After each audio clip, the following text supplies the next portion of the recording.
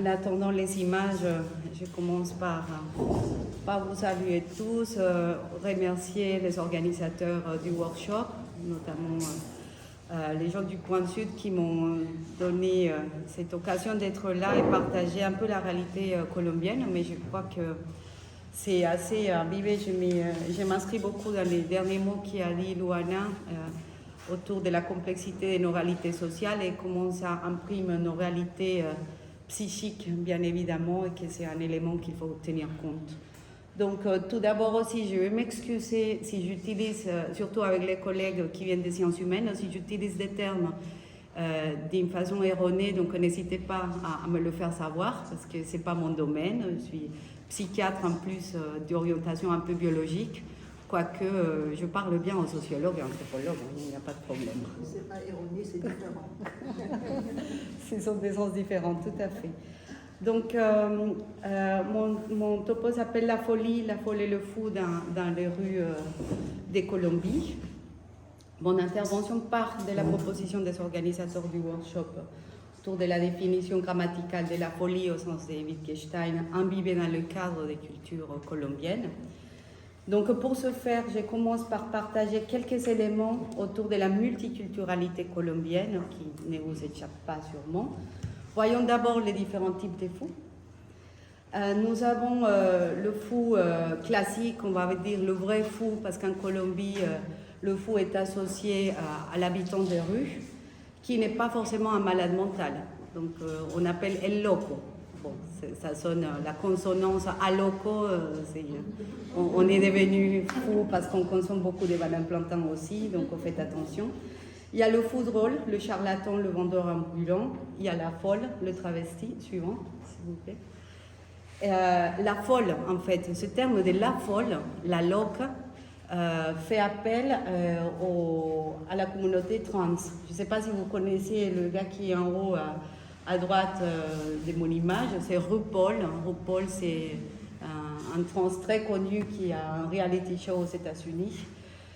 Mais c'est très péjoratif en Colombie dire un homme, mais quelle folle, mucha loca.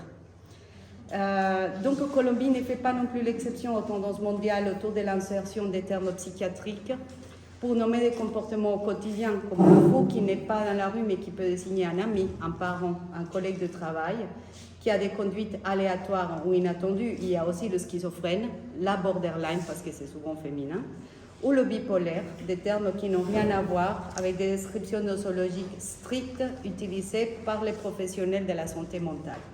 Si bien, pour les étrangers, suivante, s'il vous plaît, pour les étrangers, le mot Colombie évoque souvent Pablo Escobar et le trafic des drogues, la guerre des guérillas, les FARC, j'ai oublié le café. Mais si vous posez la question en colombien de qu'est-ce que ça veut dire d'être colombien, nous pouvons être surpris par la diversité des réponses.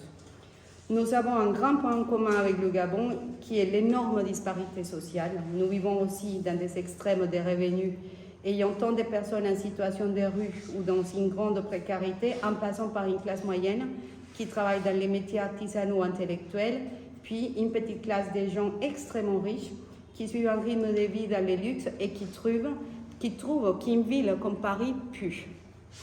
C'est entendu ça. J'ai donc bien de mentionner la ségrégation par revenu, mais il y a aussi d'autres types de ségrégation, comme l'appartenance à des ethnies spécifiques. Avant l'arrivée des Espagnols, Colombie était peuplée par des populations indigènes très diverses et qui pouvaient être très éloignées entre elles, rien que par le fait de notre géographie. Ayant la cordillère des Andes traversé le pays du sud à nord, elle se coupe en 3 grosses chaînes de montagnes dans la partie sud et il n'est pas difficile d'imaginer des peuples isolés dans les montagnes à l'époque où les moyens de transport étaient la marche à pied, avec très peu d'échanges d'un côté de la montagne à l'autre.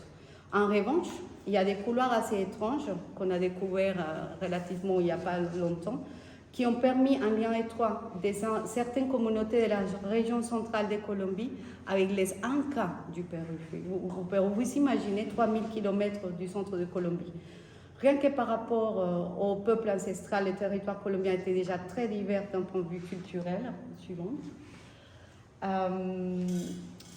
Ensuite, il y a eu toute une sorte de mélange avec les colonisateurs européens. Et dans certains coins, la rencontre des ancêtres indigènes européens C'est fait dans la douceur, mais pour plein d'échanges, Cecilia Rodriguez, vendredi dernier, nous l'a déjà rappelé. Il y a aussi, mis à part les guerres violentes des colonisations, il y a eu aussi les épidémies de virus contre lesquelles les autochtones n'étaient pas armés.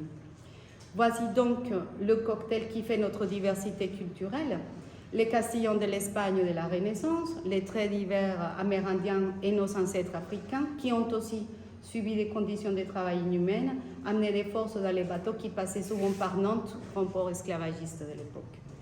Les croisements des ethnies étaient inévitables, c'est ainsi que l'on se retrouve avec des Espagnols qui ont essayé de ne pas devenir des sang mêlés, et toute une gamme de tous les mélanges possibles entre Espagnols, indigènes, autochtones et Noirs africains.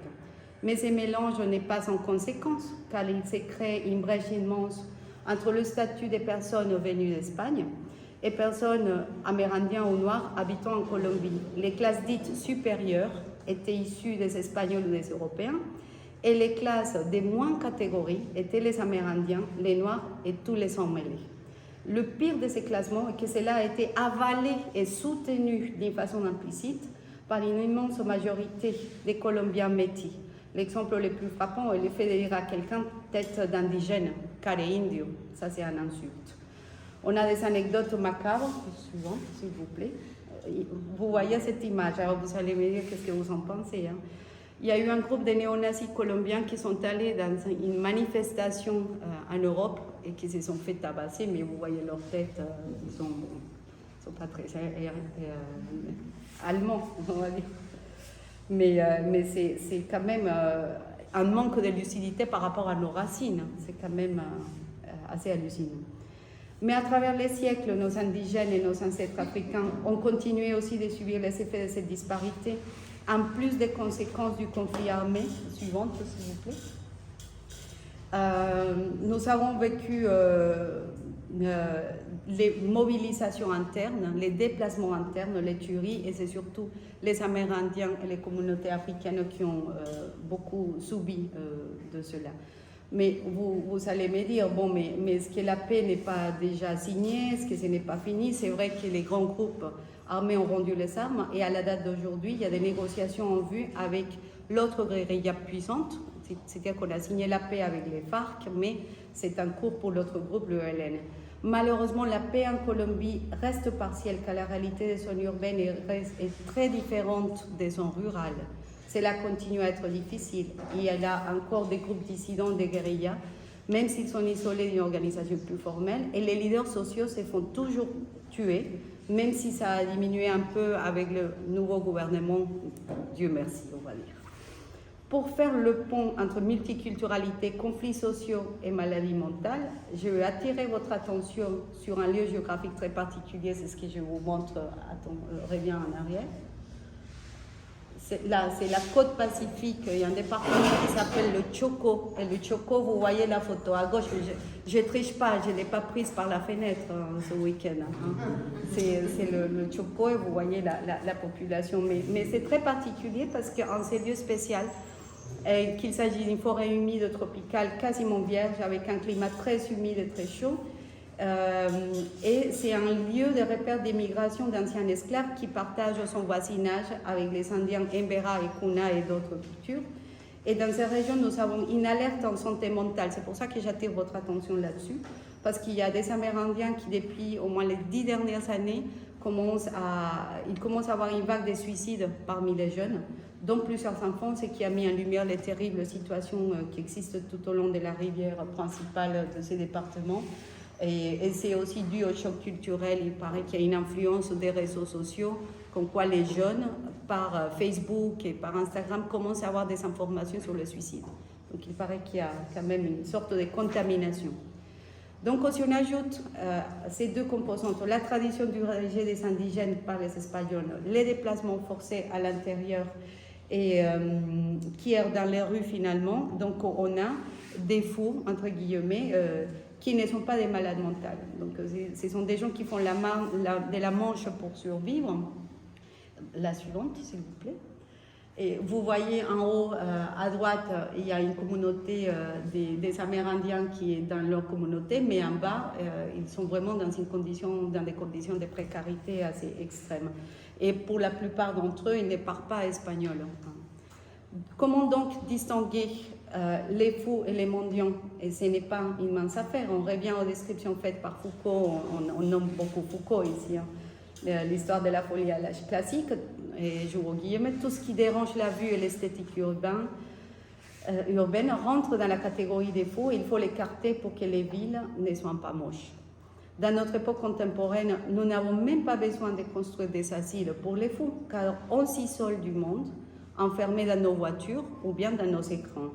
Et cela peut paraître un discours tenu par un habitant d'un pays du premier monde, mais c'est aussi le discours des gens de n'importe quelle classe en Colombie ou n'importe quel pays. Donc il y a deux échelons supplémentaires pour essayer d'approfondir un peu dans l'analyse de la folie en Colombie, et c'est le conflit armé et l'impact des affaires des cartels de drogue dans la vie quotidienne des Colombiens. Et ces deux échelons nourrissent le pire cancer de notre pays, qui est la corruption. Je ne sais pas si ça vous sonne un peu familier. Si bien les narcos de nos jours sont bien moins tape à l'œil que les narcos des années 80 et 90, vous pouvez voir les séries de Netflix, ils ne sont pas tous suivantes, s'il vous plaît.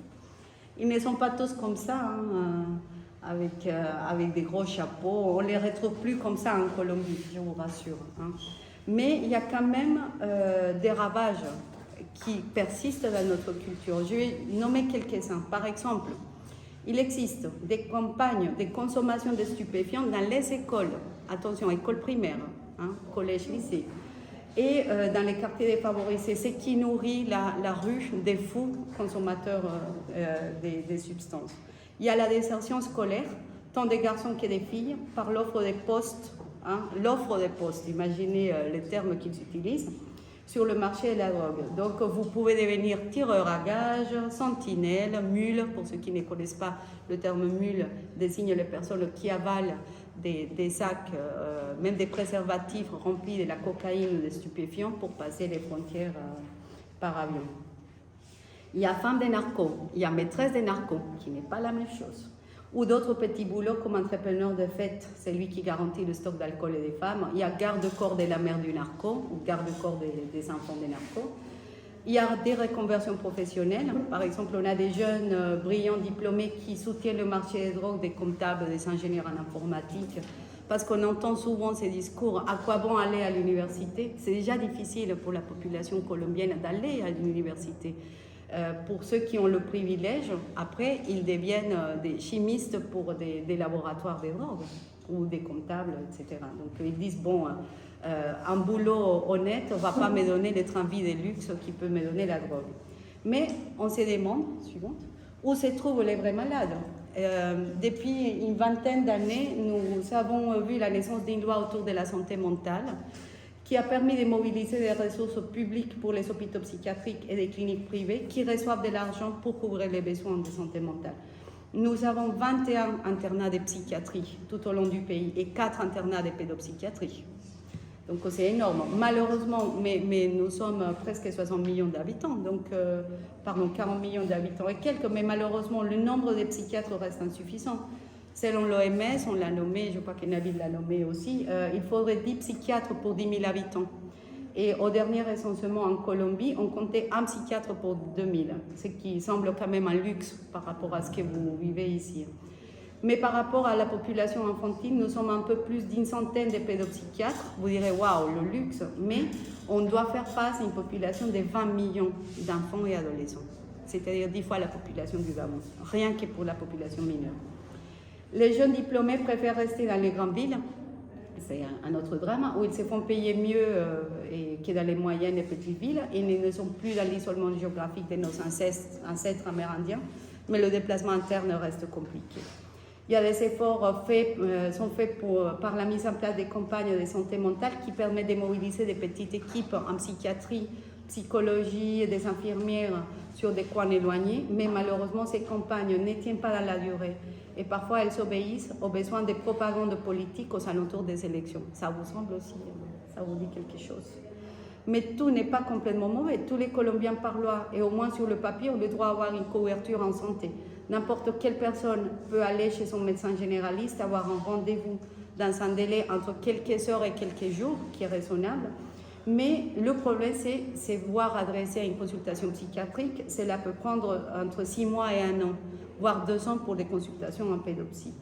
Et si vous avez une prescription d'un médicament psychiatrique, la molécule, et si la molécule est bien tolérée, vous pouvez vous faire renouveler l'ordonnance sans problème chez le généraliste. Le problème, c'est pour la psychothérapie, parce que les rendez-vous pour psychothérapie, parfois, elles sont donnés tous les 3 ou tous les 6 mois. Donc, vous voyez, il n'y a pas beaucoup de continuité. Suivante. Mais en parallèle, il y a les croyances autour des soins émotionnels qui sont aussi des préjugés et des mythes renforcés par des sites internet remplis de discours biaisés et partiels. La plus grande partie des Colombiens, et j'ose dire de l'humanité entière, a peur d'aller chez le psy et a peur d'avoir l'étiquette des fous, exception faite par certains groupes isolés tels que les New-Yorkais au style des films de Woody Allen, les Parisiens, les Argentins, bon pas tous les Argentins, ceux de Buenos Aires. Pour qui aller à une psychanalyse est un devoir ou un article à consommer et à montrer en société. Les préjugés autour des psys sont nombreux. Je ne suis pas fou, je n'ai pas besoin, il suffit d'un peu de volonté, il faut occuper mieux, occupe mieux ton temps, tu verras. La dépression n'est pas une maladie, c'est de la paresse, c'est le manque de discipline. C'est ainsi que les gens en souffrance morale, souffrance mentale, n'osent pas parler à son entourage ou de chercher de l'aide car c'est honteux, c'est un aveu de faiblesse. Mais le marché des thérapies dites alternatives est en plein essor, avec les failles du système de santé et les préjugés autour de la souffrance psychique, cela n'est pas étonnant.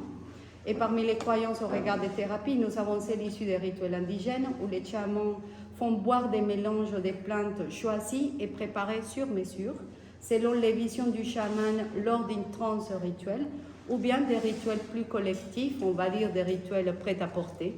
Donc on peut avoir une consommation collective d'ayahuasca, râpé qui est un tabac à mâcher ou à sniffer, le feuille de coca, les bains type hammam avec de l'inhalation des plantes aromatiques, pas forcément hallucinogènes, mais des gens souvent racontent des expériences mystiques lors de ces séances-là. Les chamans font aussi certains des emboutages, mais ceci est plus proche des cultures noires africaines.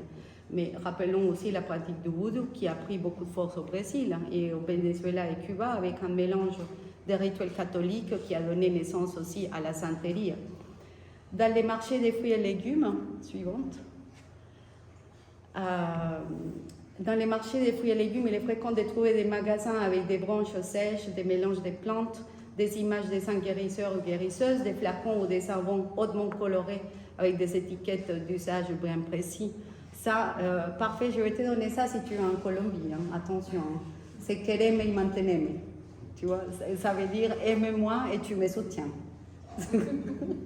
Donc, je l'avais promis à Georgette. Donc, tu m'entretiens. Ah oui, tu m'entretiens. Ah, c'est vrai, ouais, il faut financer aussi, tout à fait. Donc, je crois qu'en Martinique aussi, au Antilles, il y a ce type comment ça s'appelle, des attaches, tu me disais? Pas sur les flacons, d'accord. Donc, le problème, c'est que les gens ont souvent, ils croient souvent à ces médicaments parce qu'ils disent, bon, il vaut mieux essayer quelque chose de magique avec une solution facile, rapide et pas très chère qu'aller chez le psy parce que mon fils va devenir fou, va devenir dépendant des médicaments, donc les gens ont beaucoup de réticences. Quand je me trouve à prescrire des médicaments dans ma consultation, j'ai prescrit d'abord des plantes naturelles pour briser un peu la peur des psychiatres déjà, parce qu'il y a l'imaginaire, si j'amène mon fils chez le pédopsie, il va droguer mon fils. Donc il faut d'abord briser ça pour créer une alliance thérapeutique et je me retrouve souvent à prescrire par exemple du millepertuis, de la passiflore pour briser un peu. Et après, les familles, une fois qu'il y a une confiance qui s'est instaurée, ils s'acceptent plus facilement de recevoir une prescription de Ritaline ou de la fluoxétine ou d'autres médicaments psychotropiques. Mais comment évoluer vers une meilleure prise en charge des besoins en santé mentale, hein? Il s'agit d'une question complexe car on doit tenir compte de tous ces imaginaires collectifs et les préjugés qui empêchent les gens d'avoir accès aux soins les plus adéquats à leurs besoins. Il y a un besoin de mobilisation des ressources au niveau des pouvoirs publics, ça c'est innégable, mais aussi un besoin de partage d'informations fiables pour briser les barrières d'accès aux soins en santé mentale. Il y a aussi un problème bien plus complexe qui a un lien avec les inégalités sociales. Et c'est la lutte pour éviter la désertion des Amérindiens de leur territoire ancestral, des mécanismes d'insertion urbaine en cas de déplacement forcé, des campagnes de prévention des consommations de drogue. Il y a la lutte contre les cartels de la drogue, la lutte anticorruption qui, à la fin, permettrait d'avoir plus de ressources pour des missions en bien-être public. Vous me direz, c'est trop de fronts à couvrir, comment peut-on faire alors?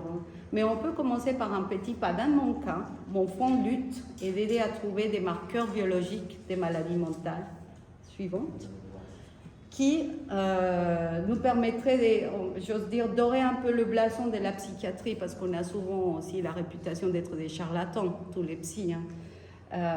Et il faut faire des campagnes éducatives. Moi, je suis convaincue, j'ai fait partie d'un groupe de personnes, je ne suis pas seule à dire qu'il faut faire des campagnes éducatives et massives pour montrer que la maladie mentale est une réalité biologique et objectivable.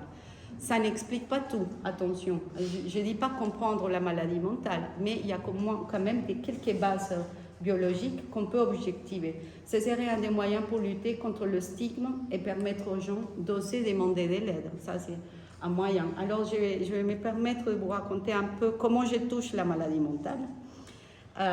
Comment la toucher? Alors, dans mon laboratoire, à Pereira, j'ai eu la chance depuis au moins 5 ans, j'ai participé à un appel d'offres au ministère des Sciences en Colombie et j'ai eu la chance d'avoir un peu de ressources pour acheter des équipements. Donc à Pereira, qui n'est même pas la capitale de Colombie, Pereira c'est une ville de 600 000 habitants, nous avons un EEG, un équipement avec 64 électrodes qui nous permet de mesurer l'activité électrique du cerveau d'une façon simultanée à des mesures du comportement dans des paradigmes expérimentaux très précis. Suivante, s'il vous plaît.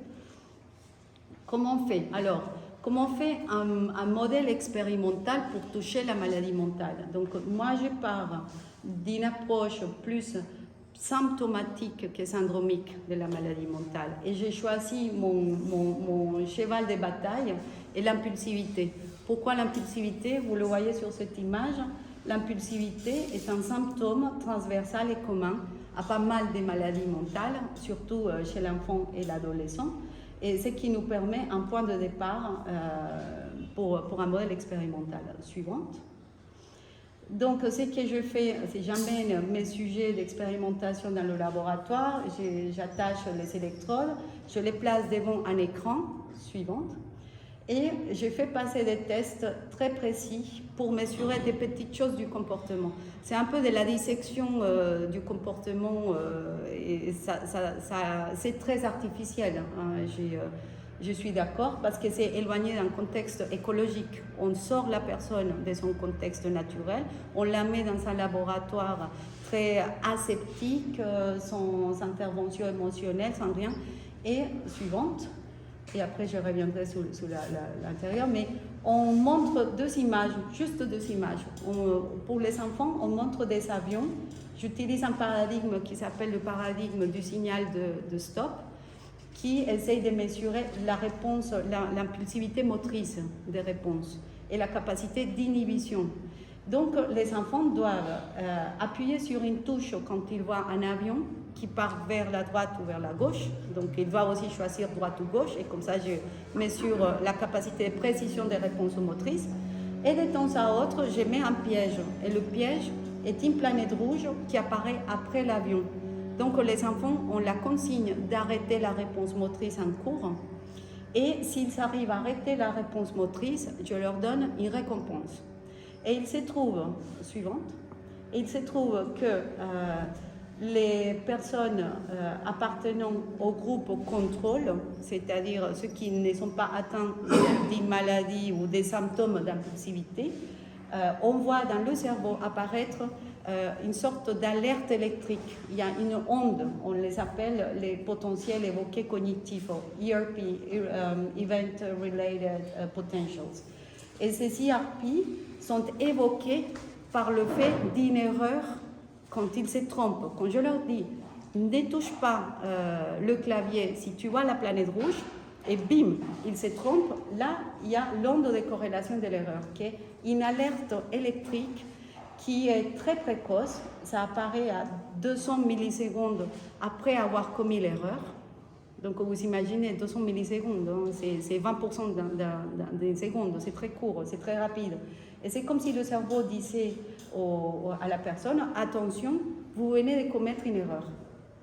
Mais pour les jeunes qui sont atteints des troubles déficitaires de l'attention avec l'hyperactivité, ils n'ont pas ça.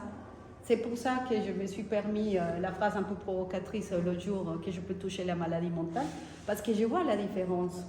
Je peux la voir, hein, je peux la toucher, elle est là, hein, et on peut le reproduire. Comment je suis sûre? Eh bien, j'ai dû isoler la personne de son entourage écologique, essayer de contrôler le plus de variables possible pour être sûre et certaine que je mesure l'impulsivité et que c'est un événement qui se répète.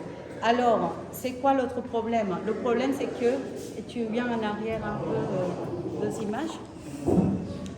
Alors, quel est le problème de ce type de tâches? Il y en a plusieurs façons de mesurer des choses très précises, hein. Il y a non seulement l'impulsivité, mais on peut mesurer la façon d'inhiber certaines tâches. Au milieu, il y a la gestion de l'interférence. Vous voyez au milieu à droite la tâche de Stroop. Pour les psychologues, ils sont assez familiers de la tâche de Stroop. On dit au sujet de nommer une couleur et après, il y a la couleur écrite avec l'encre de la même couleur, ou bien l'encre d'une couleur différente de celle qu'elle nomme. Donc on voit par exemple le mot rouge écrit en lettres vertes, par exemple. Donc ça fait une dissonance. Et tout ça, le problème, c'est qu'on oblige, entre guillemets, les sujets à faire ceci pendant 5-10 minutes. C'est-à-dire il y a des centaines de répétitions. Les sujets presque finissent par nous haïr quand ils sortent du labo. Ils disent, mais je viens de répéter, toucher là la touche, voir des avions pendant 10 minutes. C'est un peu ennuyant, mais c'est ce qui nous permet de faire de la statistique et d'être sûr qu'on mesure quelque chose de biologique. Alors, comment faire pour transposer ça à des choses plus écologiques? Il y a des appareils qu'on peut porter sur soi. Maintenant, il y a des appareils mobiles qu'on peut amener dans des écoles ou dans des contextes plus complexes. Donc, il y a une façon d'introduire des variables, un peu d'interaction sociale, et c'est une nouvelle branche de la neuroscience qui prend pas mal de force, qui est la neuroscience sociale. Suivante, il y a encore, il me reste 2 images et une dernière. Et là, c'est ma dernière image pour vous dire qu'il y a d'autres marqueurs des maladies mentales qui sont faciles. On n'a pas tous besoin d'avoir une équipe de EEG pour mesurer le comportement ou les émotions ou certains symptômes. Je travaille avec une équipe du Brésil, l'équipe de Natalia Mota. Et je parlais avec Luana parce que son mari est très connu au Brésil, hein. Vous voyez aussi la différence. Elle n'est pas connue du tout, hein. Et c'est une fille qui fait une recherche sur une technique qui s'appelle Speech Graph. C'est la graphique du langage. Et comment on fait ça? En fait, on enregistre la voix avec un paradigme expérimental aussi bien rodé. On donne la consigne au sujet de nous parler d'un rêve et on lui donne 2 minutes pour faire cela, on enregistre. Après, qu'il nous raconte un souvenir et après, qu'il nous raconte une histoire avec une image qui peut évoquer des émotions, par exemple une glace ou des petits chiens, un petit chat. Et après, avec l'aide des ingénieurs, on transforme le langage d'une façon syntactique. Chaque mot devient un point rouge que vous voyez à droite. Et la façon comme la phrase est construite, c'est un vecteur de direction. Et tout ça monté avec une analyse mathématique qui s'appelle la théorie des graphes, ça nous permet de faire un dessin 2D, en 2 dimensions, du discours du patient. Mais si vous voyez, c'est un peu ce qu'on fait à l'oreille. Parce que quand on voit au milieu, il y a le discours d'un patient contrôle, après il y a le bipolaire, à la fin le schizophrène d'abord, après le bipolaire. On voit l'influence de la pensée, des choses qu'intuitivement on connaît très bien et qu'on fait dans nos pratiques. Mais on peut le faire aussi d'une façon informatisée. et appliquer des techniques de machine learning, c'est-à-dire qu'on fait la même chose, des répétitions pour des centaines de personnes, et après on dit à l'ordinateur, tu compares les sujets contrôle des sujets schizophrènes. Et après, on peut avoir un pourcentage, ça s'appelle en anglais accuracy, de précision, et l'appareil, le software va nous dire, eh bien, je suis sûr et certain à 95% que cette personne-là appartient au groupe contrôle ou appartient au groupe schizophrène avec une certitude de 95%. Ce n'est pas une certitude absolue, hein, mais ça nous approche. Alors, voilà une piste peut-être de travail. Ça ne va pas remplacer notre travail, ça ne va pas faire disparaître les psys, mais c'est au moins un outil qu'on pourrait mettre en place pour aider à accélérer un peu le diagnostic. Et tu passes, s'il te plaît, après, aux conclusions, parce que je crois que j'ai fini mon temps. La suivante, s'il vous plaît. Donc, pour finir, encore une. Donc, le flux dans la folie, là, merci. Donc, c'est quoi mon message, mon take-home message? Bon, il ne faut pas tout psychiatriser, mais ne pas nier la réalité biologique de la maladie mentale. C'est l'appel, plus qu'un appel, c'est presque un cri au secours. Hein. Il ne faut pas nier la réalité de la biologie de la maladie mentale. Il faut intégrer les variables culturelles comme des variables incontournables pour essayer de comprendre, si ce n'est pas très disons, prétentieux, essayer de comprendre les phénomènes psychiques. Il faut laisser la place aux croyances parce qu'on l'a trouvé, par exemple, Daniel Delaloë nous a parlé de son travail en transculturalité. C'est pas rester tout le biologique, mais nous on peut intégrer, et je pense que c'est presque une obligation, plus qu'un, c'est pas accessoire. Il faut laisser la place à l'incompréhensible. Il faut absolument un travail interdisciplinaire. Il faut comprendre l'imaginaire de la maladie mentale de nos patients. Et pour finir avec une petite anecdote qui fait écho à ce qu'il dit Gabriela, est-ce que nommer la maladie mentale ne va pas effacer le travail psychique? Pas forcément, parce que ça dépend comment le diagnostic biologique est porté dans le discours du psychiatre aussi. Est-ce qu'on peut aider au patient à mieux comprendre ce qu'il arrive sans pour autant lui faire l'économie du travail psychologique? Voilà, merci.